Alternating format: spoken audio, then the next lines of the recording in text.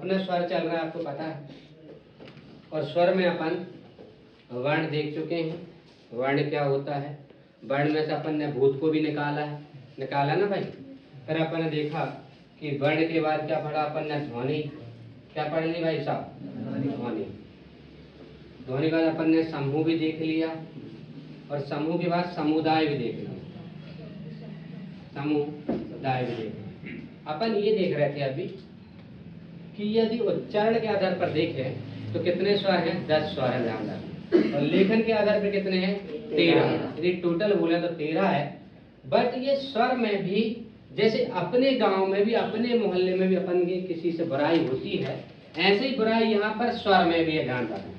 देखो स्वर में कहा जाता अम और आहा, अम और आहा ऐसे 2 टपोरी लड़के हैं ये, यह ध्यान रखना। ये बगैर पढ़ने लिखने वाले हैं, जिन्हें अपने माता पिता बोलते हैं कि बेटा पढ़ लो, तो ये थोड़े रांग जाते हैं, ध्यान रखना। कैसे जाते हैं, रांग जाते हैं, ध्यान रखना। इनको यदि तुम स्वर में पढ़ोगे ना, किसमें पढ़ोगे, स्वर में, तो ये व्यंजन की गाएंगे। किसकी गाएंगे, व्यंजन की गाते हैं, ध्यान रखना।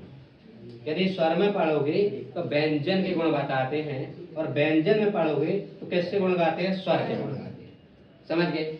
जैसे यदि अपन इनसे बोले कि भाई साहब आप भक्ति कर लो, तो भक्ति नहीं करते, समझ गए, भक्ति नहीं करते हैं।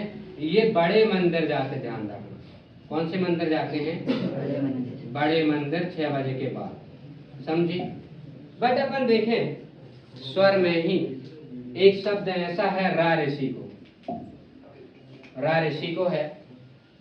क्या करें, बड़े दुख के साथ सूचित किया जाना पड़ रहा है कि भाई साहब की सगाई नहीं हो रही, समझे। भाई साहब की क्या नहीं हो रही, सगाई नहीं हो रही। देखो आने तो कर ली सगाई, उसकी फैमिली बन गई।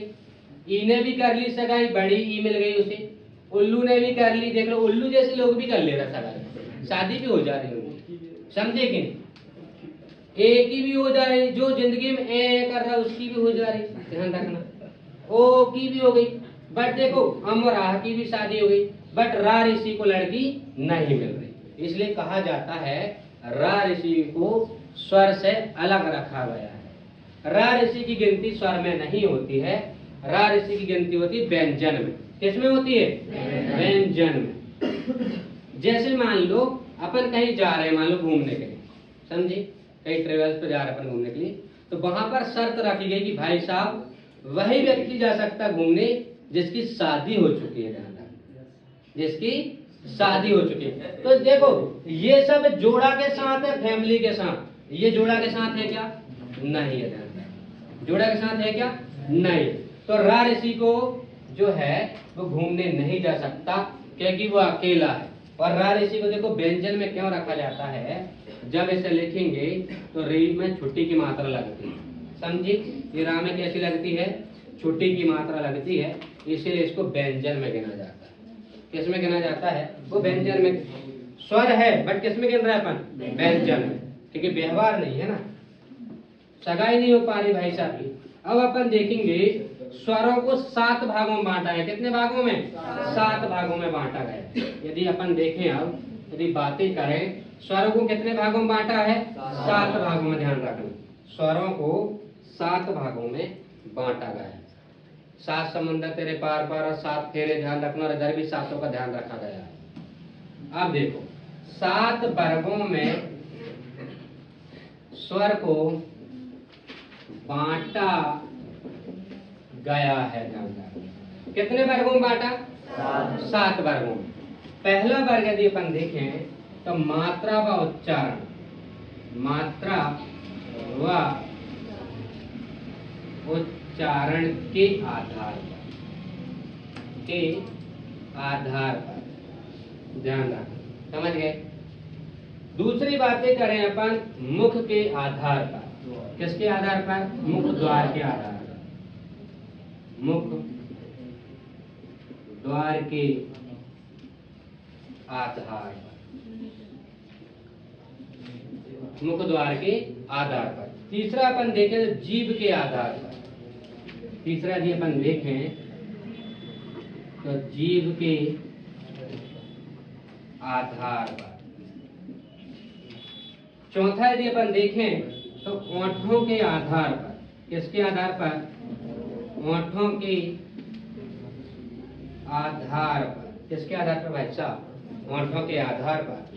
पांचवा देखें यदि अपन, यहाँ पर लिखा प्राणत्व के आधार पर।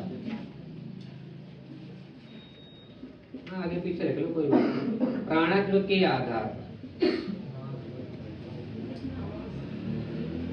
घोषत्व के आधार पर। घोषत्व के आधार पर ध्यान रखना। और एक क्या है? नाक व हवा के आधार पर। नाक मुंह की हवा के आधार पर। नाक व मुंह के आधार पर ध्यान रखना। या हवा भी लिख सकते हैं, है ना? क्या आता है तो अपन ध्यान रखना। मात्रा व उच्चारण के आधार पर अपन देख चुके हैं। इसको 3 भागों में बांटा गया। कितने भागों में बांटा गया? 3 भागों में। ये अपन देख चुके हैं। आज अपन देखेंगे मुख द्वार के आधार पर। ध्यान रखना। किसके आधार पर भाई साहब? मुख द्वार के आधार पर अपन देखेंगे। चल अब अपन चलते हैं आगे।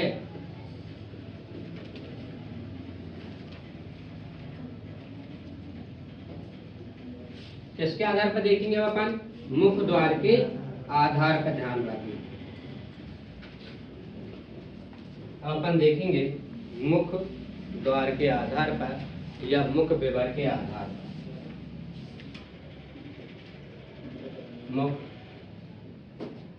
विवर या मुख के आधार पर। अब देखिए, कहा जाता है मुख विवर के आधार पर इसको 4 भागों में बांटा गया। कितने भागों में? 4 भागों में। ध्यान रखना, 4 भागों में बांटा गया है। समझिए, पहला विवृंत। विवृंत, विवृंत के बाद है अर्ध विवृंत। अर्ध विवृंत। ध्यान रखना, यहाँ पर विवृंत है, यहाँ पर क्या है? अर्ध विवृंत। ध्यान रखना। इसके बाद है संवृंत। क्या है भाई साहब? संवृंत। और यहाँ पर है अर्ध संवृंत। अर्ध संवृंत। देखो, याद करना बड़ा ही सरल है। यदि मैं इस पे नाम भी लिख दूं, या अपन लड़के से याद कर ले कि 4 लड़के हैं, ध्यान रखना, या 4 लड़कियां, ध्यान रखना, उससे भी याद हो जाए। यह वह लड़का है, यदि यहाँ पर परिभाषा की बात करें, देखो पहला पुस्तक की भाषा की परिभाषा बोल देता हूँ। यह वह स्वर है जिसके उच्चारणों से हमारा मुख पूरा खुलता है, उसे बोलते हैं विवृंत। यदि अपन देहाती भाषा में बातें करें, अपनी गली गलियारों की बातें करें अपन, तो वह लड़का जिसका मुंह पूरा फटता है। ध्यान रखना, समझे? अपन बोलते तेरा मुंह तो ज्यादा फट रहा है। तो जिसका मुंह ज्यादा फट रहा ना, जिस दिन वो समझ जा किसका उपयोग कर रहा? विवृंत पर स्वर का ध्यान रखना। विवृंत स्वर। जिस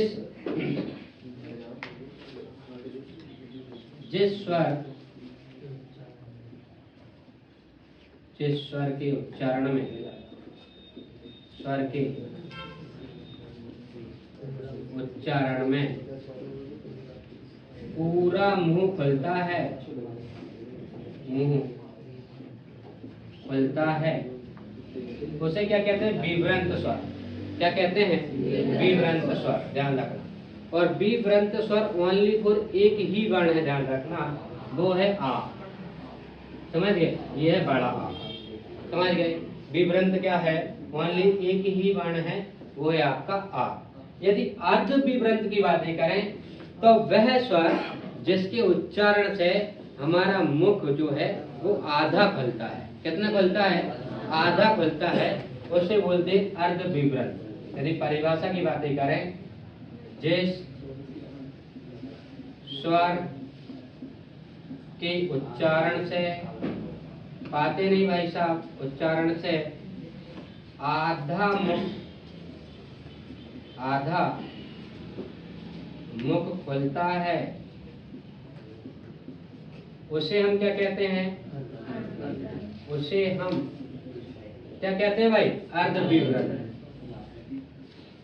अर्ध विवरण क्या कहते हैं? अर्ध विवरण। बट ध्यान रखना, अर्ध विवरण में 4 वर्ण आते हैं, ध्यान रखना। आ, ए, ओ और ये औ। समझ गए? ये 4 आते हैं। बट यहाँ पर ध्यान रखना, ये वाला आने देकर यहाँ पर क्या लिख देता है वो? बड़ा आ के ऊपर चंद्र बिंदु। ध्यान रखना। देखो ये डायरेक्ट तो पेपर में आते हैं, वो पूछता विवृंत वर्ण कौन सा है, तो ओनली फॉर आ। समझ गए? अर्ध विवृंत कौन सा है, तो आ, ए, ओ और ये चंद्र बिंदु वाला, मतलब 4। कभी कभी वो संख्या भी पूछ लेगा आपसे कि विवृंत वर्णों की संख्या कितनी है, 1 ध्यान रखना। अर्ध विवृंत की संख्या कितनी है, तो 4 ध्यान रखना। संवृंत की यदि अपन बातें करें तो वह स्वर, ध्यान रखना जी, इसकी परिभाषा की बातें करें, इसमें वो ऊपर वाले ये वाला, ठीक। संवृंत की बातें करें तो वह स्वर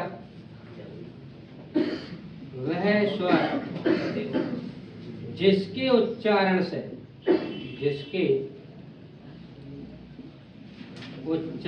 से मुख बंद रहने का अनुभव होता है, ये लगभग बंद ही रहता है, ध्यान रखना। बंद रहने का अनुभव होता है, उसे क्या कहते हैं हम? संवृंत। उसे संवृंत कहते हैं। क्या कहते हैं भाई साहब? संवृंत कहते हैं।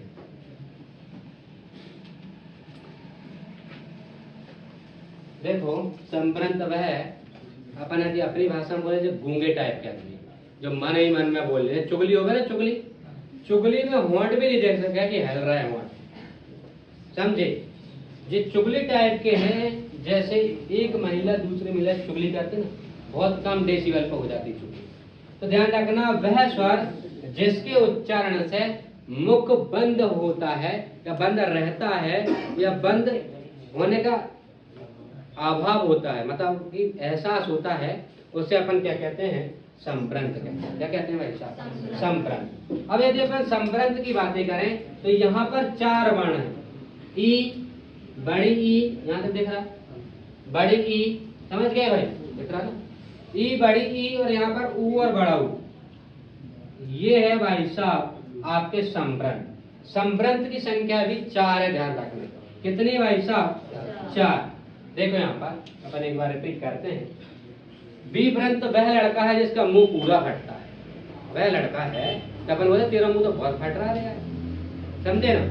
मुंह पूरा फट रहा मतलब कौन सा लड़का है? वो विवृंत लड़का है। कौन सा लड़का है? विवृंत स्वर लड़का, ध्यान रखना। और विवृंत वर्ण कितने हैं? 1 ओनली।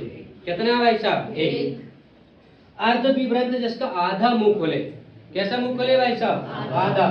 ध्यान रखना, वह लड़का जिसका मुंह आधा खोले, और आधा खोले हुए वर्ण कितने हैं? 4, ध्यान रखना। कितने वर्ण हैं? 4 वर्ण है, ध्यान रखना। संवृंत की बातें करें, वह लड़का है जिसका मुंह खुलने का अभाव, मतलब ऐसा लगता है कि मुंह खुल ही नहीं रहा है, लगभग बंद के टाइप में लगता है, ध्यान रखना। उसे बोलते हैं संवृंत, ध्यान रखना। और संवृंत वर्ण कितने हैं? 4। कितने हैं भाई साहब? 4, ध्यान रखना। अब आ जाओ अर्ध संवृंत पर।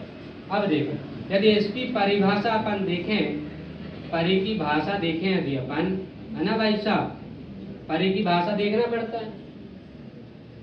वह वर्ण, वह स्वर, या फिर बोल सकते अपन वह स्वर जिसके उच्चारण से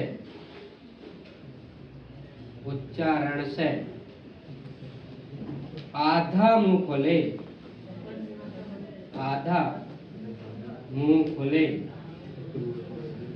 उसे, यहाँ तक दिख रहा है, कोई दिक्कत, उसे अर्ध संवृंत कहते हैं। अर्ध संप्रंत कहते हैं। क्या कहते हैं भाई साहब? अर्ध संभ्रंत कहते हैं। और अर्ध संभ्रंत में दो वर्ण आते हैं, ओनली ध्यान रखना। एक ये वाला ए और ये आएगा, ये दो वर्ण। देखो यहाँ से तमाम 50 क्वेश्चन बना लेगा वो आपसे पूछेगा कि बी वृंत में कौन सा वर्ण आता है, तो बड़ा ध्यान रखना। यदि वो पूछ ले अर्ध बी वृंत में कितने वर्ण आते हैं, तो 4 वर्ण आते हैं, ध्यान रखना। संभ्रंत में कितने वर्ण आते हैं, तो 4 वर्ण आते हैं, ध्यान रखना। अर्ध संभ्रंत में कितने आते हैं, तो 2 वर्ण आते हैं। चल, बी वृंत में कितने वर्ण आते हैं? कितने आते हैं भाई साहब? 1। अर्ध वृंत में कितने आते हैं? कितने आते हैं? 4। संभ्रंत में कितने आते हैं? 4। संभ्रंत में कितने हैं? 4। अर्ध संभ्रंत में कितने हैं? 2। यदि मैं बोलूं कि वह लड़का जिसका मुंह पूरा फटता है, कौन है वो? कौन सा लड़का है वो? मैं यदि बोलूं कि यदि उसका आधा मुंह फटता है, कौन सा है? अर्ध विवरण। यदि मैं बोल दूं कि वह लड़का जो उसके होंठ भी हिलते नहीं दिखे और लगे नहीं कि वो बात ही कर रहा है और लगे नहीं कि उसका मुंह खुल रहा है, ध्यान रखना, वो कौन सा लड़का है? संभ्रंत लड़का। कौन सा लड़का है? संभ्रंत लड़का। और यदि आधा मुंह खोले तो कौन सा लड़का हो जाएगा? अर्ध संभ्रंत, ध्यान रखना। तुम देखना जब कभी लड़ाई होती है ना ढसम ढसम वाली, तो उसमें पूरा मुंह खोलता है, एक घड़ी आधी पुनियाद। व्यक्ति तो कम मुंह खोलता है यदि महिला लोगों की लड़ाई होती है।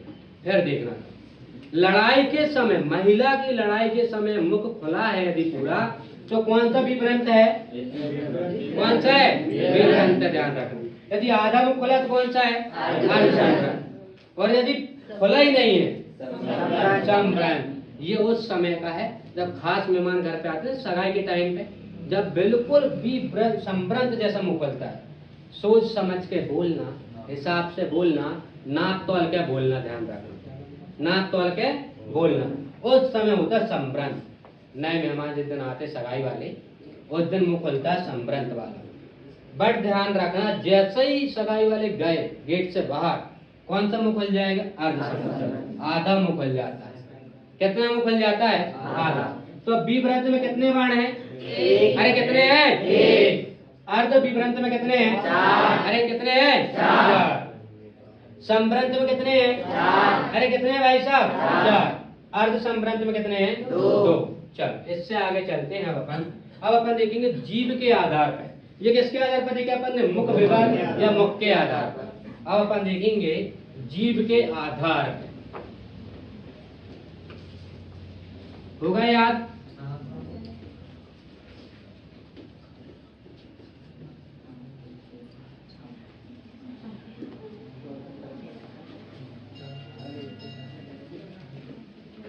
अब अपन देखेंगे जीभ के आधार पे।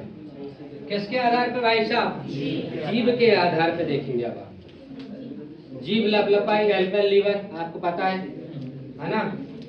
चलो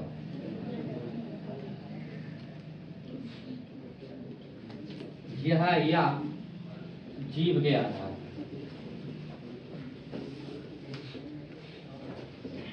बेटा लल्ला इधर पढ़ लो बेटा। जिहा या जीभ के आधार पर, समझे? अब देखो, कहा जाता है जीभ के आधार पर स्वर को 3 वर्गों में बांटा। कितने वर्गों में? 3। कितने वर्गों में? 3 वर्गों में। देखो 3 भागों में बांटा। अग्रस्वर,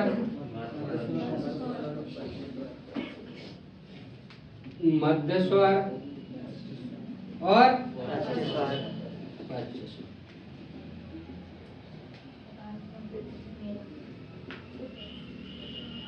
देखो कहा जाता है जीभ के आधार पर स्वर है आपके, उनको 3 भागों में बांटा। कितने भागों में बांटा? 3 भागों में। यदि आपकी जीभ आगे वाली लपलपाई, ऐसा ये स्वर यदि जिसके उच्चारण में आगे की जीभ हिलती है या डोलती है या मटकती है या नौटंकी करती, ध्यान रखना, आगे वाली जीभ, उसे बोलते हैं अग्रस्वर। क्या बोलते हैं? अग्रस्वर। यदि आपकी जीभ नहीं मटकी, बिल्कुल यथा अवस्था में रही, बीच में बिल्कुल हिली डुली भी नहीं, उसे बोलते हैं मध्य स्वर। यदि आपकी जीभ बीच वाला मतलब पीछे वाला भाग यदि हिला डुला, नौटंकी की इसने, मटका थोड़ा सा भी, तो कौन सा स्वर हो जाएगा? पश्च स्वर। जीभ का आधे वाले भाग यदि हिला तो कौन सा स्वर है? कौन सा है भाई साहब? यदि हिला नहीं, यथावत रहा, कौन सा है? कौन सा है? और यदि पीछे वाला भाग हिला तो पश्च स्वर। परिभाषा लिखने की जरूरत है क्या? नहीं। समझी? अपन टाइम बचा लेंगे, परिभाषा लिखने की जरूरत नहीं। आपको पता है वह स्वर जिसके उच्चारण में यदि हमारी जीभ का अगला भाग हिलता है, डोलता है, मटकता है, तो कौन सा स्वर है? अग्र स्वर। यदि हम हमारी जीभ का मध्य वाला भाग यथावत रहता है, स्थायी रहता है, हिलता डुलता नहीं है, वो है मध्य स्वर। ध्यान रखना। यदि हम हमारा जीभ का पिछला वाला भाग हिलता डुलता है, हलचल करता है, नटखट हरकतें करता है, तब वो है पश्च स्वर। यदि अपन बोले यहाँ पर अग्र स्वर को कितने हैं या अग्र वर्ण कितने हैं, तो 4 है। ध्यान रखना। कितने हैं? 4। देखो मैं 4 लिखता हूँ। ई, बड़ी ई और बड़ा ई, ये हैं आपके 4 अग्र स्वर। परिभाषा मैंने नहीं लिखी, ध्यान रखना। बोल के ही बता दिया, क्या जरूरत परिभाषा। यदि मध्य स्वर की बातें करें तो मध्य स्वर में ओनली एक ही वर्ण आएगा, वो है आपका आ। कौन सा भाई साहब? यदि अपन पश्च की बातें करें तो यहाँ पर बड़ा आ, ओ, बड़ा ऊ, ओ, औ, समझे? ये सब आ जाएंगे। और एक आ के ऊपर चंद्र बिंदु वाला, ये आम, बड़ा ऊ। हाँ, समझ गए? देखो यहाँ पर भी वो दे सकता संख्या, पेपर में संख्या आई है, ध्यान रखना। अभी जो एग्जाम हुए पटवारी वगैरह के, उसमें भी इसने संख्या दी। अग्र स्वर की वर्ण की संख्या कितनी है? 4। कितनी भाई साहब? 4। मध्य स्वर की कितनी है? कितनी भाई साहब? 1। बट पश्च स्वर की कितनी है? 6 है। ध्यान रखना। कितनी भाई साहब? 6 है। ध्यान रखना। चलो इसको लिख लो। ये नहीं लिखा था ना कल? लिख लिया ना? चलो आगे चलते। अब चलेंगे अपन ओंठों के आधार पर। किसके आधार पे? ओंठों के आधार पर। ये होगा तुम्हें, अपन ने देखा अग्र स्वर, मध्य स्वर और पश्च स्वर। ध्यान रखना। अग्र स्वर में वर्णों की संख्या 4 है, मध्य स्वर में वर्णों की संख्या 1 है और पश्च स्वर में वर्णों की संख्या कितनी है? 6 है। ध्यान रखना। अब आ जाओ ओंठों पे। ओंठों के आधार। किसके आधार पे? ओंठों के आधार पर देखेंगे।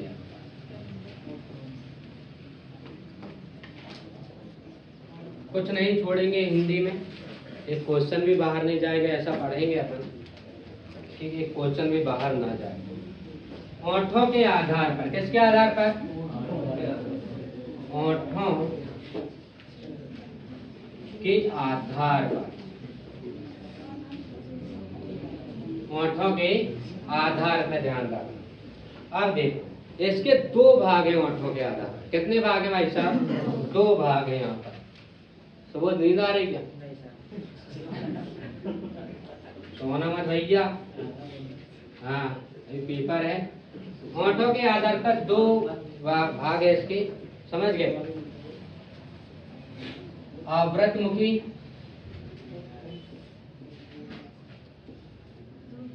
पहला भाग है आवृतमुखी और व्रतमुखी।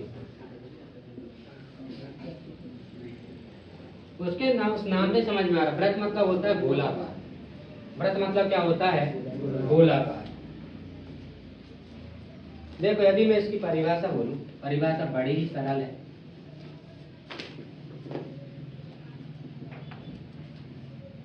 ध्यान से सुनना। आवृतमुखी में वह स्वर है जिसके उच्चारण में हमारे जो होंठ है वो व्रत में नहीं आएंगे, गोलाकार की अवस्था में नहीं आएंगे, उसे बोलते आवृतमुखी। ध्यान रखना। वह स्वर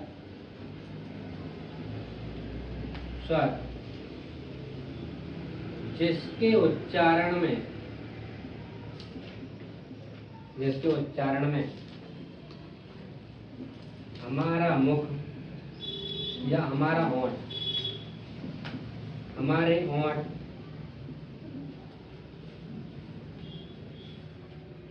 वृत्त अवस्था या गोलाकार अवस्था में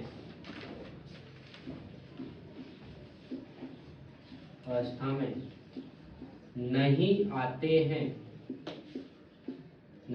हैं उसे हम आवृतमुखी कहते हैं। आवृतमुखी कहते हैं। समझ गए? क्या कहते हैं? आवृतमुखी कहते हैं। और आवृतमुखी में ध्यान रखना 6 वर्ण है।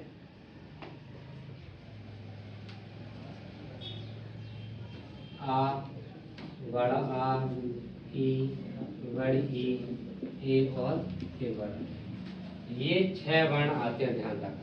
अब आ जाओ व्रतमुखी में, इसका विपरीत ध्यान रखना। वह स्वर जिसके उच्चारण में हमारे ओंठ गोलाकार होते हैं या व्रत का आकार ले लेते हैं, उसे कहते हैं हम व्रतमुखी। वह स्वर जिसके उच्चारण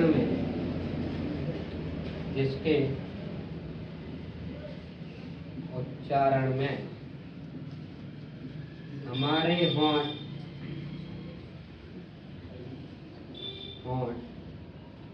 गोलाकार हो जाते हैं,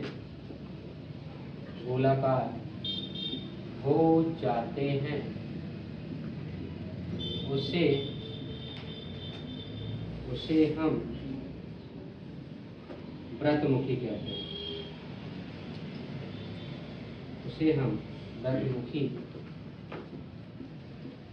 हैं। उसे हम व्रतमुखी कहते हैं।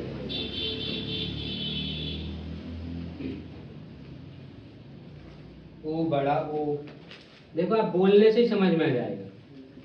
ऊ बोलो, हो रहा ना, देखो गोलाकार। ओ बड़ा ओ, है ना भाई?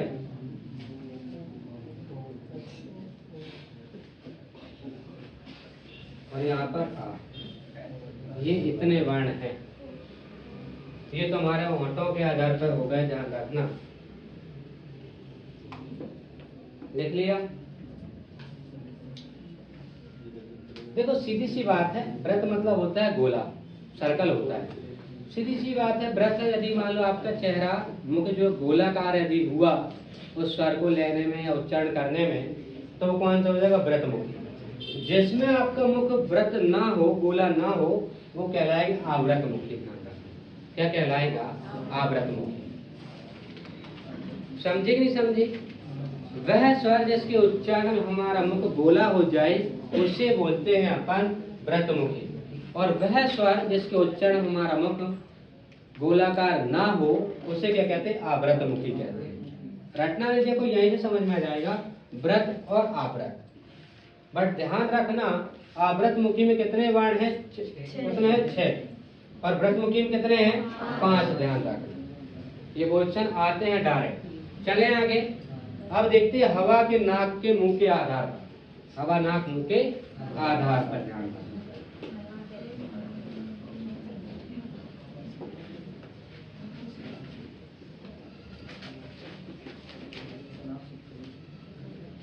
हवा नाक मुंह के आधार पे, समझ गए? हवा नाक मुंह के आधार। कितने मिनट क्यों किया? चलो इसको और देख लो फिर। हवा नाक मुख के आधार पे, ध्यान रखना।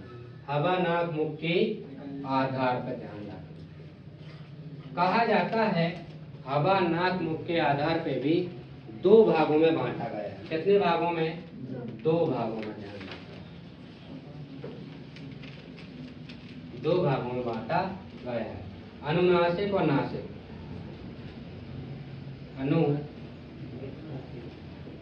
अनुनासिक और नासिक।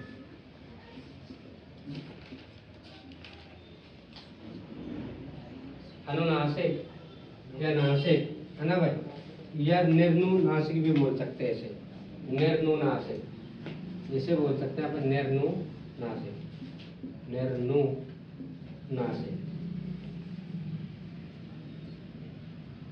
एक चीज कुछ भी पकड़ लो दूसरी वैसे भी याद हो जाएगी, ध्यान रखना। निर्नुनासिक। अब अपन देखें इसमें क्या है। यदि मान लो नासिक वह उच्चारण है या वह स्वर है, वह स्वर है जिसके उच्चारण से, जिसके उच्चारण से हवा नाक और मुख से निकलती है, हवा नाक व मुख से निकलती है, नाक व मुख से निकलती है, उसे अनुनासिक बोलते हैं, उसे हम अनुनासिक बोलते हैं। क्या बोलते हैं? अनुनासिक बोलते हैं। अनुनासिक में 3 वर्ण आते हैं, ध्यान रखना। आ, ये वाला आ, और ई, ये वाला, ये है अनुनासिक। आप बोलकर भी देखोगे तो मुख से और नाक से हवा निकलेगी, बट यहाँ पर ध्यान रखना, यदि इसकी अपन बात ही करें, वह स्वर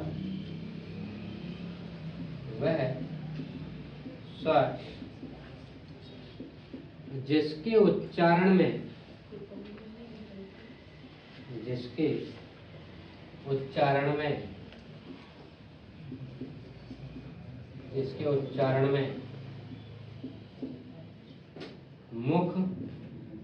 मुंह व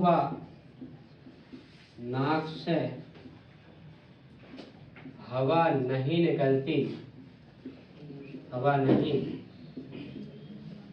निकलती है, उसे हम केवल मुंह से, हाँ केवल मुंह से, नाक से नहीं, है ना, मुंह से निकलती है, नाक से नहीं, ध्यान रखना। नाक से हवा नहीं निकलती इसमें, ओनली मुंह से निकलती, ध्यान रखना, ये भी ध्यान रखना। इसमें देखो ना तो नाक से, इसमें तो नाक से निकलती और मुख से निकलती है, इसमें ओनली मुंह से निकलती है, समझ गए?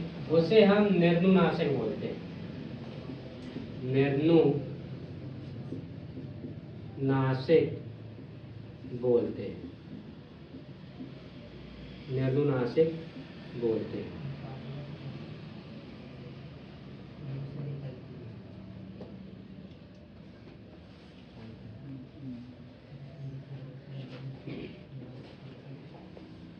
इसमें 3 वर्ण आते हैं, आ, बड़ा आ और बड़े, ये 3 वर्ण हैं निर्नुनासिक।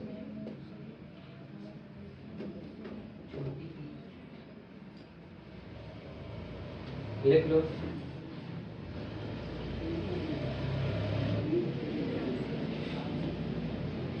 ठीक है।